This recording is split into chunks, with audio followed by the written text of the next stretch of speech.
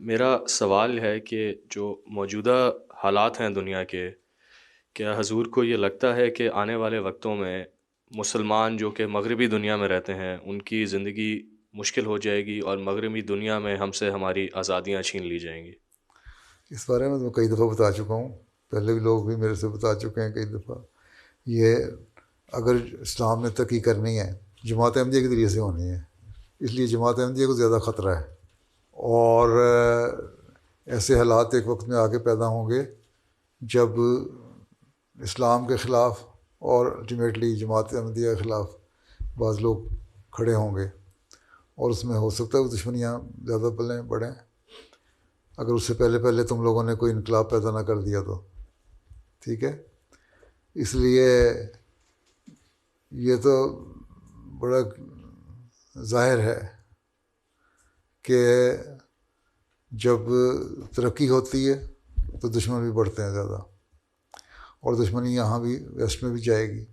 بلکہ ابھی کچھ نہ کچھ تو باتیں ان کو پتہ ہوتی ہیں، کر رہے ہوتے ہیں، ان کے دماغوں میں بھی ہے یہ کہ کسی وقت ہم خلافت کو بھی نقصان پہنچائیں، ہو سکتا ہے۔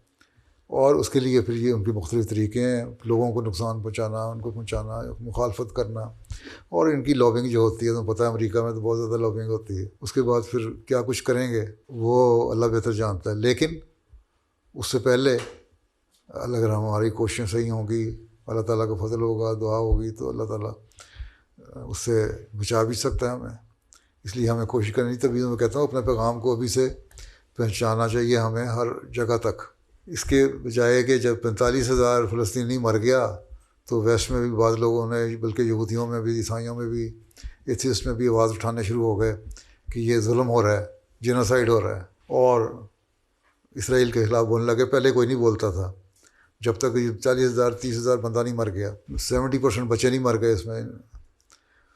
تو اسی طرح بجائے اس کے کہ اتنا ظلم ہو اسلام پہ کہ تم لوگ مرنے شروع ہو جاؤ، پھر ایک ریئیکشن ہو ان کی طرف سے ہی، اس سے پہلے ہمیں تعارف کرانا چاہیے کہ ہم کیا چیز ہیں۔ تو اس لیے میں کہتا ہوں کہ اپنے ملکوں میں تبلیغ کرو، یا کم از کم احمدیت کو انٹروڈیوس کراؤ۔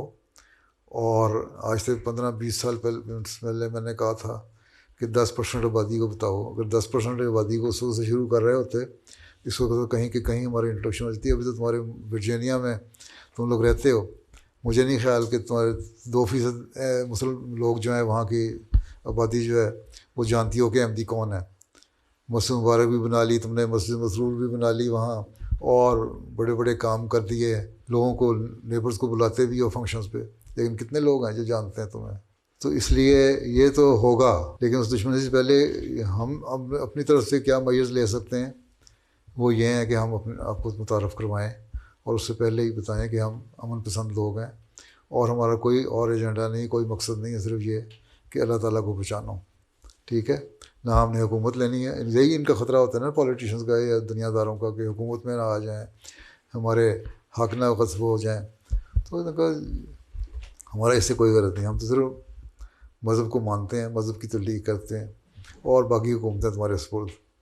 تو یہ ان کو ریئلائز ہو جائے تو شاید دشمنی اس حد تک کم ہو جائے، لیکن بہرحال دشمنی تو ہوگی ایک وقت میں آ کے جب جماعت کی ترقی بھی ہوگی۔ یہ بھی اس کے ساتھ بہرحال بریکٹ کرنا ہوگا جماعت کی ترقی کو، اور تبلیغ کرو گے تو پھر دوبارہ دشمنی اور زیادہ بڑھے گی جب لوگ دیکھیں گے کہ ان کی تعداد بڑھ رہی ہے۔ ابھی تو ادھر پاکستانی ہے نا، کہتے ہیں پاکستانی لوگ ہیں چاند ایک افریقن امریکن احمدیت قبول کر لیے، یا 1-2 وائٹ امریکنز نے کر لی، یا ایشینز ہیں چاند ایک آئے ہوئے ہیں۔ تو اس لیے فرق کوئی نہیں پڑتا، چھوٹی سی کمیونٹی ہے، اس نے ہمیں کیا کہنا ہے۔ لیکن جس طرح میں نے بتایا ان کے دماغوں میں ابھی بھی یہ ہے کہ ان کے کیونکہ خلافت پہ چلتے ہیں، تو اس لیے ان کے پاس ایک وہ ہے مرکز جس کے کہنے پہ یہ چلتے ہیں، اس لیے مرکز کو بھی پکڑنا چاہیے۔ یہ خیال پیدا ہو سکتا ہے نا ان لوگوں کی، جو دنیا دار ہیں بڑی دور دور نظریں ہوتی ہیں، آج سے 30 سال بعد کی پلاننگ کر رہے ہوتے ہیں یہ لوگ، تو ہمیں بھی اسی طرح پلاننگ کرنی چاہیے۔